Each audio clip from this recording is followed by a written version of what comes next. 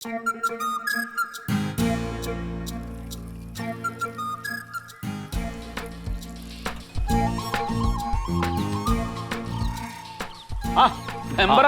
ഈ വഴിക്ക്? അതെ, ഞാൻ സൂതൻ സാറിനെ ഒന്ന് കാണാൻ വന്നാണ്. എന്തേ സൂതൻ സാറേ, ഒരു പ്രശ്നമുണ്ടല്ലോ. എടാ, പ്രശ്നമൊക്കെ ഉണ്ടെങ്കിൽ സ്റ്റേഷനിൽ പോയി പരിഹരിക്കും. ഞാൻ ഇപ്പൊ SI ഒന്നല്ല, റിട്ടയർഡായി. അതെ സാറേ, സ്റ്റേഷനിൽ പറയാൻ പറ്റിയ വിഷയമല്ല. എന്താ? നമ്മുടെ മൊയ്തു ഇല്ലേ? ഏത് മൊയ്തു? മീൻ കച്ചവടം നടത്തണ മൊയ്തു. മൊയ്തുവിന്റെ ഭാര്യ സുഹ്റ ഒരു പ്രശ്നത്തിൽ പെട്ടിട്ടുണ്ട്. എന്ത് പ്രശ്നം? അതെന്തോ ഫോണിൽ ഓൺലൈനിൽ ആപ്പിൽ നിന്ന് എന്തോ ഇത്തിരി പൈസ ലോൺ എടുത്ത്. ആദ്യം 1-2 പ്രാവശ്യം എടുത്തത് കൃത്യമായിട്ട് തിരിച്ചടച്ച്. 3ാമത്തെ തവണ എടുത്തതിൽ ഒരടവ് മുടങ്ങിയപ്പോ ആകെ വിഷയമൊക്കെയാണ്. അവിടെ നിന്ന് വിളിച്ചിട്ട് അവര് ഭീഷണിപ്പെടുത്തല്, അവരുടെ ബന്ധുക്കളെ മുഴുവൻ വിളിച്ച് പറയല്. ഇതിപ്പോ എങ്ങനെ ഇടപെടാനാണ്? ഇതൊക്കെ ഇന്റർനാഷണൽ ലെവലുള്ള കമ്പനികളാണ്. ഒന്നും കാണാണ്ട് എടുത്തു ചാടില്ല, നാറ്റിച്ച് കളയും കാശ് കിട്ടാൻ വേണ്ടിട്ട്.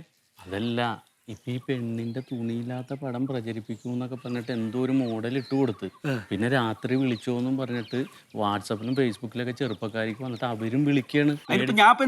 സാറൊന്ന് എന്റെ കൂടെ വാ, നമുക്കൊന്ന് ഇടപെടാം. അവിടെ ആള് കൂടിയിട്ടുണ്ട്, അതുകൊണ്ടാണ്. അല്ലെ, നീയല്ലേ രാഷ്ട്രീയക്കാരൻ, ഇവിടുത്തെ മെമ്പർ ചെയ്യല്ലേ?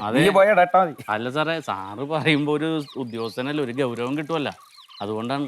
എന്ത് മെമ്പറാടാ നീ? അതൊന്നും എനിക്ക് ഞാൻ പോയി ഷർട്ടൊന്ന് മാറിയിട്ട് വേമ്പോ. വെറുതെ കൊമ്പം മനുഷ്യൻ പിരിച്ചു വെച്ചിരിക്കുകയാണ്, ഒരു കാര്യത്തിന് വിളിച്ചാൽ വരൂല.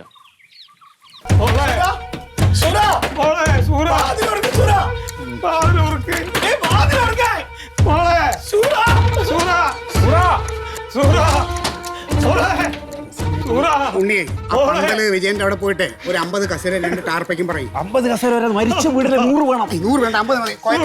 ഞാൻ ഒരു കാര്യം ചോദിച്ചോട്ടെ, നമുക്കൊരു 50 കസേര 2 ടാർപ്പയും പോരെ? അത് ചടങ്ങിനൊക്കെ വേണ്ടിട്ട്.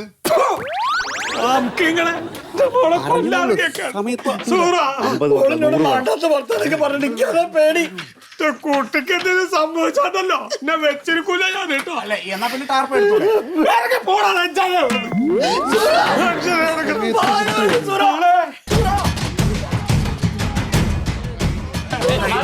സൂതൻ സാർ വന്നിട്ടില്ലേ?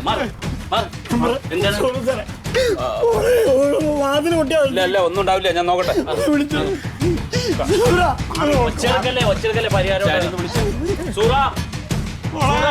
നീ തെരഞ്ഞെടുത്തേക്കണം, നിന്റെ മെമ്പറാവുന്നാണ് പേര്. സുഖം സാറേ, ആ പോസ്റ്റ്മോർട്ടം വേണ്ടി വരില്ല, ആത്മഹത്യ ആയതുകൊണ്ട്. പോയടാ,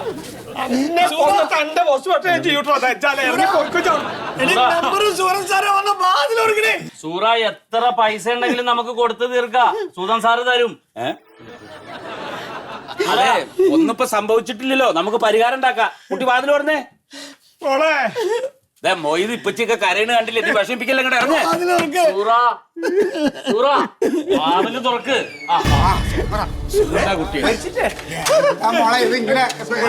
പോയ മന്മത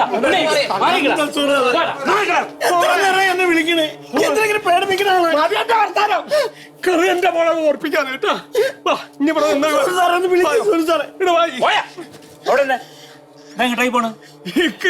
വേണം സാറേ, ഞാൻ മോളെ കെടുത്തൂല. അവിടെ കൊണ്ടുപോയി കഴിഞ്ഞാൽ മോളെ കിട്ടുമോ? മോളെ നിങ്ങൾ കൊണ്ടുപോയി കഴിഞ്ഞാൽ അവൾക്കുണ്ടായി ഈ നാണക്കേട് മാറോ? എന്താ കുട്ടിയെ, എന്താ ഇത്? ഇതിന് മാത്രം ഇവിടെ എന്താ ഉണ്ടായേ? ഞാൻ എന്താ വേണ്ട സൂര്യ സാറേ, കുറച്ച് കായെടുത്തെന്ന് പറഞ്ഞിട്ട് ഓരെന്നെ നാണം കെടുത്തി. ഒരു ചോദിക്കുമ്പോ കൃത്യമായിട്ട് ഞങ്ങള് പൈസ അടച്ചിട്ടുണ്ട്, ഒരു കള്ളത്തരം കാണിച്ചിട്ടില്ല. നാട്ടുകാരെ മുമ്പിൽ നാണം കെട്ടി ജീവിക്കാൻ എനിക്ക് പറ്റൂല. അതിനൊക്കെ നമുക്കൊരു പരിഹാരം ഉണ്ടാക്കാം. നീ എടുത്തു ചാടി കാര്യം അറിയേണ്ട, കാശ് വെറുതെ കിട്ടുന്നറിഞ്ഞപ്പോ എന്തിനാ ഇറങ്ങി പുറപ്പെട്ടെ? ബുദ്ധിമുട്ടുണ്ടോ സുധേട്ടാ? എളുപ്പത്തിൽ പൈസ ഇട്ടെന്ന് കേട്ടപ്പോ ചാടി പുറപ്പെട്ട. എത്ര എടുത്താ നീ? കൊടുക്കല്ലേ 10 ലക്ഷം. 10 ലക്ഷം എന്തിന്? ഞാന് സത്യശീലിന് കൊടുക്കാൻ ഒരു 10,000 രൂപ എടുത്ത് തുടങ്ങിയതാ.